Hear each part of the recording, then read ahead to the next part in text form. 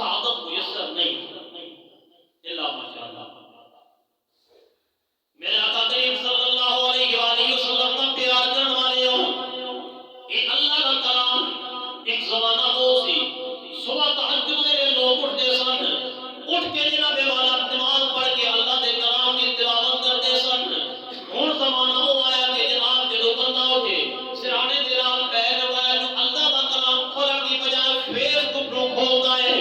Face بک تے جناب والا میسج ویکھدا ہے۔ پہلے زمانہ ہو سی جناب والا لوگ اٹھ کے اللہ دے پیغام نو پڑھتے سن کہ رب العالمین نے ساڈے واسطے کی بھیجیا ہے۔ ہن جناب والا نال سرانے دے نال پیر موبائل تو لوگ اپنے دوستاں دے WhatsApp دے پیغام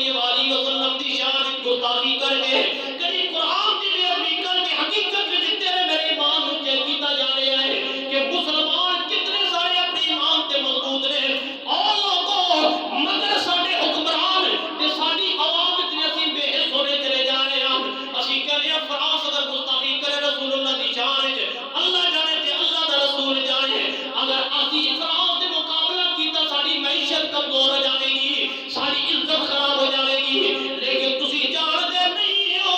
اگر رسول اللہ دی عزت دا مسئلہ ہے میدان عمل وچ نہیں اترو گے، اگر قرآن دی عظمت دا مسئلہ ہے میدان عمل وچ نہیں اترو گے، اس واسطے کہ ساری عزت خراب نہ ہوئے، ساری معیشت خراب نہ ہوئے، ساری شخصیت خراب نہ ہوئے، اگر رسول اللہ دی عزت دی تحفظ نہ کیتا، قرآن دی حرمت دا تحفظ نہ کیتا، تو وہ وقت دور نہیں ہے کہ تیرے نال بھی فلسطین تے برما دے مسلمانوں دی طرح عمل ہوئے، تیرے ٹکڑے ٹکڑے کیتے جان گے، اگر تو قرآن دی خاطر نہ نکلے جناب تیری عزت خاک وچ ملا دیتی جاوے گی، اگر آج رسول اللہ دی خاطر نہ نکلیا تیری معیشت تباہ ہو جاوے گی۔ اور لوگوں اگر چاہتے ہو کہ دنیا تے اللہ سب عزت والی زندگی دے، آخرت والا ساڈے واسطے جہان کامیاب ہو جاوے، ایک کو طریقہ ہے کملی والے دی سیرت نو اپنا لو، تے اگر کوئی کتا اپنی زبان کھولنے کی کوشش کرے یا کوئی قرآن کی بے ادبی کرنے کی کوشش کرے، میدان عمل میں جو اتر کے دس دنوں سارا کچھ برداشت کر سکتے ہیں، لیکن کبھی اپنے دین تے شان اسلام تے قرآن تے رسول اللہ دے بارے کبھی کوئی گل برداشت نہیں کریں گے۔ اور انہاں ہر بندے نو سنا دیو جو بریلی دے امام نے سانو سکھایا کہ سونیا ہمارے یہاں تمہارے لیے اٹھے بھی وہاں تمہارے لیے، ہمارے یہاں تمہارے لیے اٹھے بھی وہاں تمہارے لیے، یہ زمین و زمان تمہارے لیے، مکین و مکان تمہارے لیے، جنین و جنان تمہارے لیے، بنے دو جہاں تمہارے لیے۔ میرے باپ علیہ السلام نہ کلمہ پڑھن والے ہو، آج اسی مسلمان جس نوعیت تے پہنچ گیا، ساڑھے امام دے امتحان قرآن دی بے ادبی نہیں ہے، رسول اللہ دی شان دی حقیقت کی گستاخی نہیں ہے، وہ ساڑھے امام کو چیک کرنا چاہ رہے ہیں، انہاں تکیا کسی صورت ہی مسلمان کا مقابلہ نہیں کر سکتے۔